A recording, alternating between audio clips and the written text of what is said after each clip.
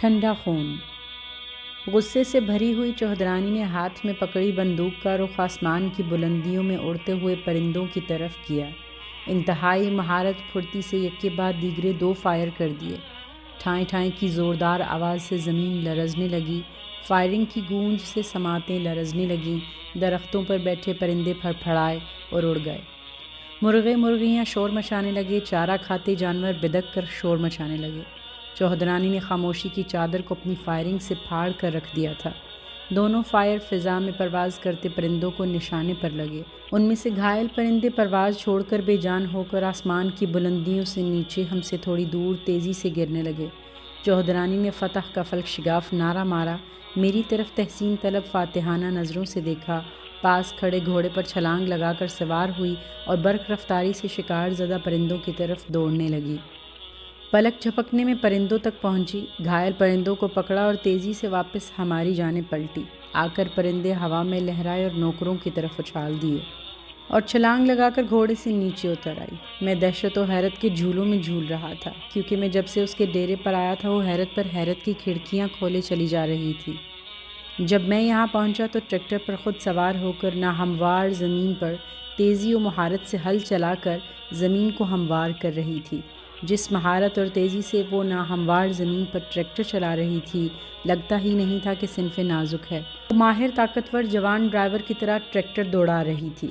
پھر جب اس نے دیکھا کہ ایک بیل رسہ توڑ کر بھاگ کر کھیتوں میں داخل ہو گیا، نوکروں کی فوج اس بپھرے بیل کو قابو کرنے میں ناکام ہو رہے تھے، تو اس نے ٹریکٹر سے چھلانگ لگائی، جا کر منہ زور بیل کے سامنے کھڑی ہو گئی، اس کو نکیل سے پکڑ کر نوکروں کے حوالے کیا۔ ایک بھینس کے پاس سے گزرتے ہوئے جب دیکھا کہ بھینس نوکر سے عدم تعاون کا مظاہرہ کر رہی ہے، اس کو دودھ نکالنے میں مشکل ہو رہی ہے، تو نوکر کو اشارہ کیا کہ وہ اٹھ جائے۔ پھر خود بھینس کو 2-4 تھپکی کے ہاتھ لگائے، پھر ہاتھ پھیر کر اس کی وحشت کو کم کیا اور نیچے بیٹھ کر اس کا دودھ نکالنے لگ گئی۔ پھر مجھے ایک اور جھٹکا دیا، جب دور سے بھینس کے تھن سے دودھ کی دھار کو اپنے منہ میں فوارے کی طرح ڈالنے لگی۔ اب گرما گرم نرم ملائم ریشم کسی تازہ دودھ کی دھاریں چوہدرانی صاحبہ کے گلے میں شہد کی نہروں کی طرح گر رہی تھیں۔ پھر اس عمل کو روک کر اس نے مجھے بھی دعوت دی کہ میں قریب جاؤں اور جا کر تازہ شیریں خالص دودھ سے لطف اندوز ہو سکوں، تو میں نے انکار میں سر ہلا کر شکریہ ادا کیا۔ لیکن مجھے اپنا بچپن یاد آ گیا، جب میں ضد کر کے دودھ کی دھاروں سے فیضیاب ہوا کرتا تھا۔ جب دودھ کا برتن بھر گیا، دودھ کے اوپر سفید جھاگ ریشم کی طرح دلکش نظارہ پیش کر رہی تھی۔ اس نے برتن نوکر کے حوالے کیا اور حکم دیا، یہ خالص دودھ میں نے پیار سے پروفیسر صاحب کے لیے نکالا ہے، یہ ان کے ساتھ جائے گا۔ اس طرح چوہدرانی نے اپنے سوشل ہونے کا بھرپور مظاہرہ کر دیا تھا۔ پھر ڈیرے پر پڑے بڑے بڑے پایوں والی رنگین منجوں کی طرف بڑھی، جن پر سفید پھولوں والے بھرے ہوئے تکیے اور 4 کونوں والے کھیس بچھے ہوئے تھے۔ جا کر بیٹھ گئی، میں بھی سامنے بیٹھ گیا۔ جب میں عین اس کے سامنے بیٹھ گیا تو اپنا صحت مند پھرتیلا بازو میری طرف بڑھایا اور بولی، پروفیسر صاحب میرا بازو اور نبض چیک کریں، میری رگوں میں جوان گرم خون دوڑ رہا ہے کہ بوڑھا ٹھنڈا خون۔ میں اس حرکت کے لیے بالکل بھی تیار نہیں تھا، لیکن اس کے اصرار کرنے پر بازو پر اپنی انگلیاں رکھ دیں تو نبض جوانوں کی طرح ٹھک ٹھک کر رہی تھی۔ میں نے جلد ہی ہاتھ چھوڑ دیا اور ستائشی نظروں سے اقرار کیا کہ جوان گرم خون دوڑ رہا ہے۔ میرے اقرار کرنے پر متکبرانہ قہقہا لگا کر بولی، پروفیسر صاحب خاص خوراک ورزش گرم خون کو ٹھنڈا نہیں ہونے دیتی، میں دونوں چیزوں کا بہت خیال رکھتی ہوں، میری رگوں میں دوڑتا خون کبھی ٹھنڈا نہیں ہوگا، میں بڑھاپے کو شکست دوں گی۔ مجھے وہیں پتہ چلا کہ بیگم صاحبہ مکھن، دیسی گھی میں گھندے آٹے کی روٹی، بکرے، دیسی مرغیاں اور شکار کے پرندوں کا گوشت بھون کر کھاتی ہیں، اپنی صحت خوراک کا بھرپور خیال رکھتی ہیں۔ چوہدرانی کی عمر 40 سال سے اوپر کی تھی، لیکن وہ جوانوں کی سی پھرتی اور مہارت کا مظاہرہ کر رہی تھی۔ اس کی وجہ خوراک اور ورزش تھی۔